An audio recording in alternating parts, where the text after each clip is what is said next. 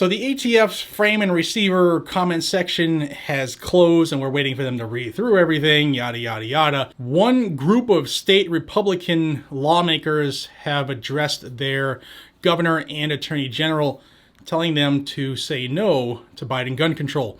Interesting, and you should have your state do the same. Sit by and watch this episode of Guns and Gadgets to learn more.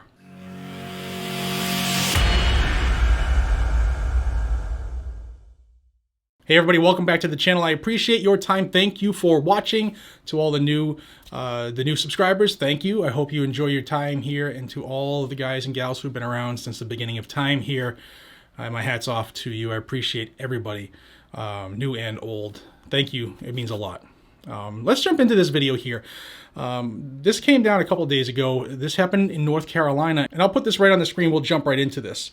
So a group of Republican congressmen in North Carolina penned this letter to the North Carolina governor and the North Carolina attorney general, urging them to refuse to implement the two new executive actions from the Joe Biden administration that would infringe on the Second Amendment rights of a law-abiding gun owner. So the letter says here, as you can see, addressed to Governor Cooper and A.G. Stein.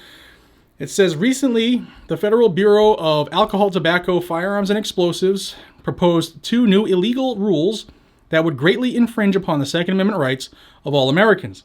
It is unacceptable that President Biden would attempt to unconstitutionally restrict the rights of law-abiding citizens. Doing so by circumventing the legislative process adds further insult to this infringement. Today, we, the undersigned, request that you reject President Biden's dictatorial actions and ensure that North Carolinians in our great state do not lose their Second Amendment rights. The ATF proposed rule, definition of frame or receiver, and identification of firearms is a dangerous step towards a national gun registry by 1, arbitrarily expanding the ATF's record-keeping power, 2, forcing firearm transaction records with personal gun and gun owner information to be kept indefinitely, and 3, by mandating serialization and unnecessary regulation of firearm parts in excess of current law's requirements.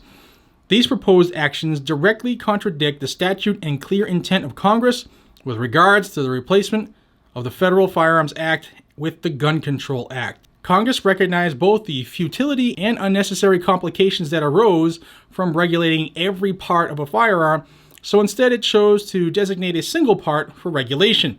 The ATF is attempting to use its bureaucratic rulemaking authority to bypass the legislative process in direct violation of the system of checks and balances that the United States of America were founded upon.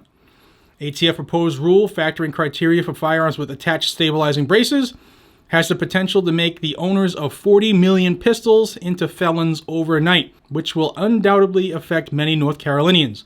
While the ATF speculates that only 1 to 3 million pistol braces are currently in circulation, sources from both the industry and the Congressional Research Service put the number closer to 40 million, a single manufacturer alone purporting to have sold over 10 million such products.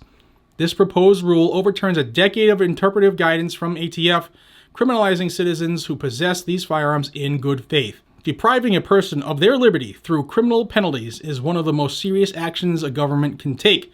It should be left up to the people's representatives in Congress, not federal bureaucrats, to create new criminal law.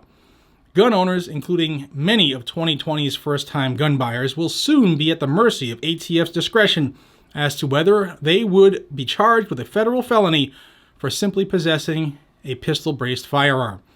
Over 3/4 of all North Carolina counties, representing 57% of North Carolina's population, have made clear through enacting Second Amendment sanctuary ordinances that they do not want any further encroachment of their rights. President Biden's anti-gun agenda is no doubt exactly the type of encroachment these statutes were enacted to oppose.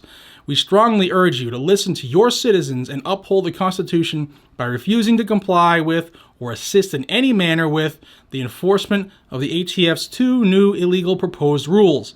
These two proposed rules are an abuse of executive power and bureaucratic rulemaking that do not aid in stopping criminals, but instead criminalize a multitude of honest North Carolinians. We hope that you stand not only with us, but also the millions of your constituents that refuse to obey unjust and improperly constructed federal regulations. And this is the 5 members of Congress that represent North Carolina, of course, the Republican members, that is. And I think that this is, look, let's be honest with each other, okay? Anything on a pen and paper isn't going to change much of anything at all, right? Because all the new stuff on pen and paper, most people aren't going to comply with anyway. It's a good step in the right direction, but more needs to be done. Now, if you live in a state that, especially one of these states that have Second Amendment sanctuaries, or a lot of counties have gone Second Amendment sanctuary, you need to be asking your representatives in Congress or your state representatives, get on your AG, your Attorney General, get on your governor, because now is the time, folks, to let them know that, to put them on notice. This stuff is illegal. It's unconstitutional. It's not even, this convenience store doesn't have the ability to do what they're doing already. Never mind give themselves more power to do stuff. They're not even elected. They're not lawmakers. So anyway, I just wanted to put this on your radar. You can get your states to do this as well if you put enough pressure on your representatives. I know a lot of people don't want to deal with that at all, and I get it. I totally get it, because a lot of these bobos don't represent the people. Most of them don't. But the ones that do, it's time to get them to do what you hired them to do. But I thought that I would put this letter out there from North Carolina, and we'll see where it goes, especially all those states with constitutional carry.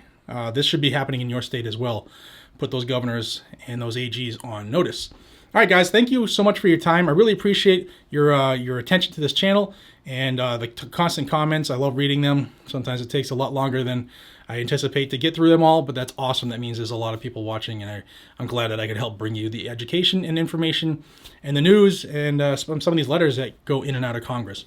So with that said, thank you for your time. I appreciate you more than you know. Please consider subscribing to the channel, and until we see each other again, be safe, stay vigilant, and carry your weapon. Take care, everybody.